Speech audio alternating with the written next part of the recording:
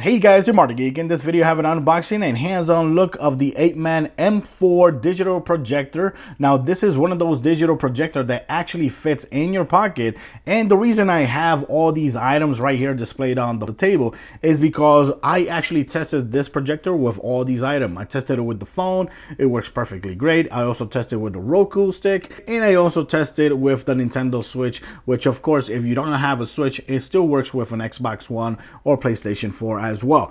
Now, of course, like I said, I've been using this actually for around 2 weeks. It was sent to me so I can try it out and make a video for you guys. So thanks APEMAN for sending me this so I can try it out and share my video with you guys. And of course I put everything here back in the box, that way you can have an idea what to expect when you get it via the mail. This is actual packaging. I don't know, I'm pretty sure the packaging is going to be the same packaging you're going to get when you get it through the mail.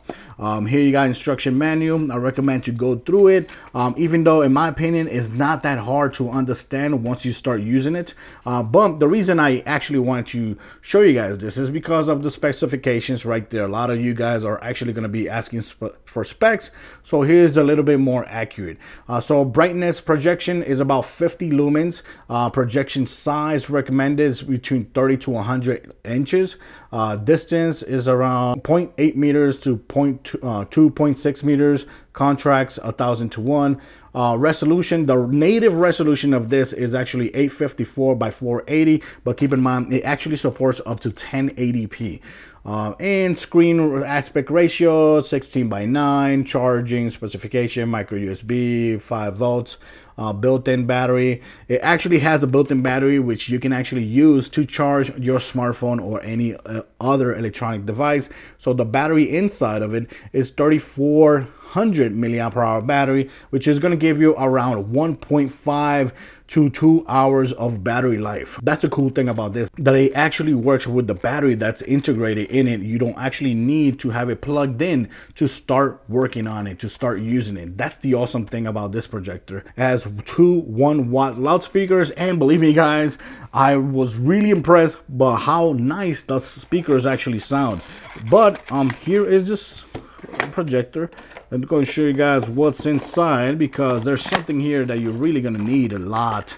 It's really useful, and it's this little tripod right here, which is really convenient. In my opinion, it's one of the best part of this projector as well, because this has so many angles. You can actually adjust the projector. That is really convenient. Also, this is the power adapter to charge this device. And let's go and show you guys other cables I'm incorporated here. You got the micro USB charging cable. This is, you're going to use it to either charge a smartphone, or you can actually charge this with the micro USB cable. That's what it uses to actually charge. So this right here is basically a mini HDMI to normal HDMI dongle here, which actually lets you, of course, connect this to any device that has this connection and actually send the information or the video to your projector using this part right here. That's what it is, because it also includes a full HDMI cable here, which I haven't used because I've been using other HDMI cables, but it actually includes an HDMI cable there. So now let's go ahead and show you guys the projector itself, which is the start of the show here. Gonna check this out, and there it is. This is of course DLP technology. You have the brand right there. Over here in the back you have the connections. You got the HDMI, which is the main port where you're going to be sending all the video.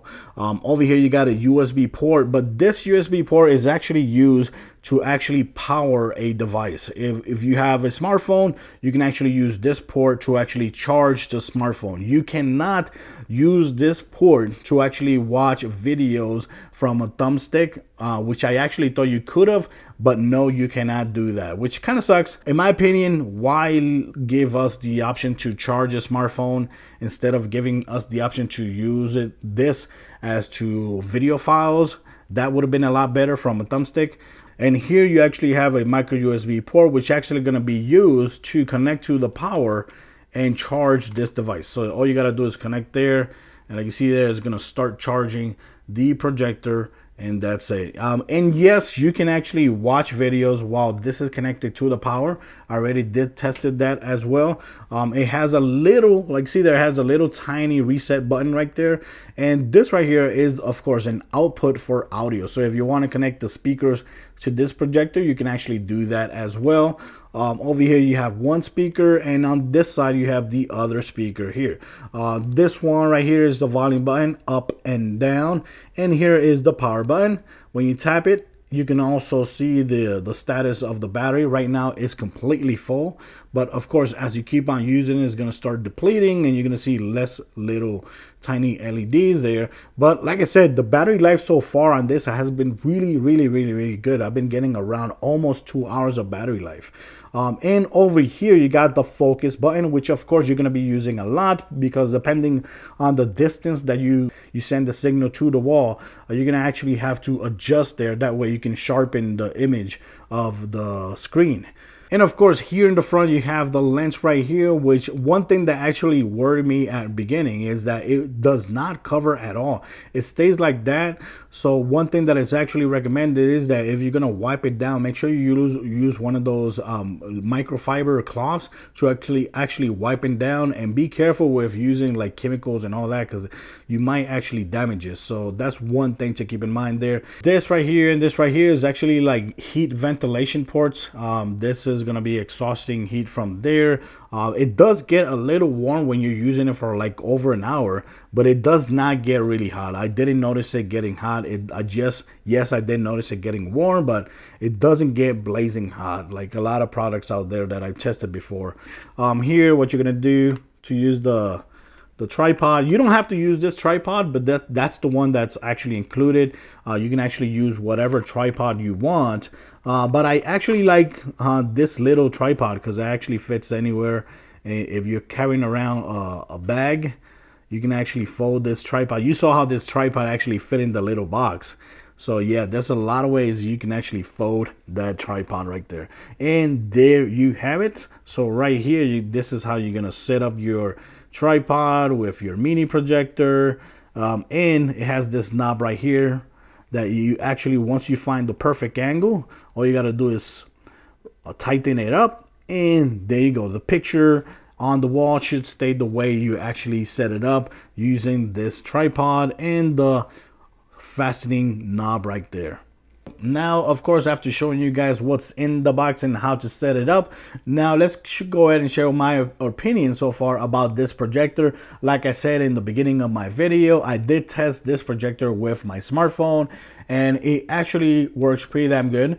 I connected my smartphone using the a USB-C to HDMI cable that I purchased a couple weeks ago, and I connected it to the HDMI port on the back, and basically I just set up the projector to the wall, one of my walls that I could actually project from. One thing of course is recommended is that to dim the lights, because remember, this is only 50 lumens, so you actually need to be at a dim location to actually have a better picture. And the picture that I've been getting the best like view angles or the best colors and viewing points, in my opinion, it's around 50 to 60 inches.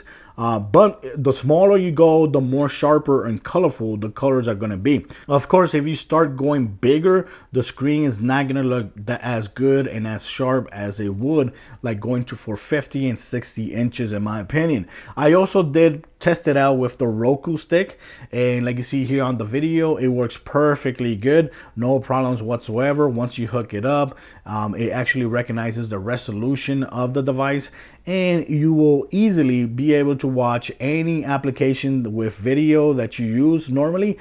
Here in the video, I'm actually using Sling TV, which actually works perfectly good here. You can see there how it changes channels and all that, so it's just gonna work perfectly good.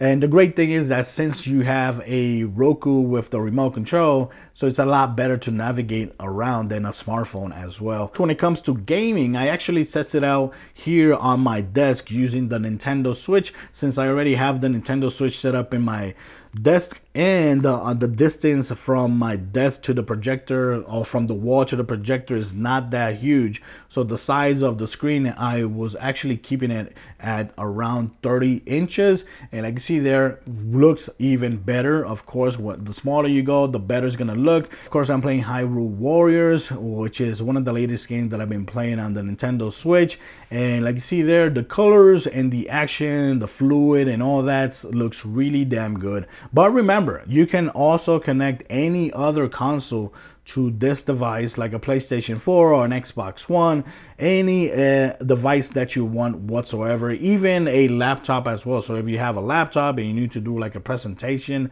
but of course, like I said, the presentation should be limited, in my opinion, to around 50 to 60 inches, even though yes, it says you can go all the way up to 100 inches, but honestly, I wouldn't go that far. Other than that, I gotta say, I'm really impressed with this projector, even though it does have two little speakers, which is only 1 watt. I was actually impressed with how good it actually sounded, and I never even bothered connecting an external speakers to see how better can it sound, because the two 1 watt speakers actually sounded really damn good, really clear, and never distorted, even though I was using it at full blast.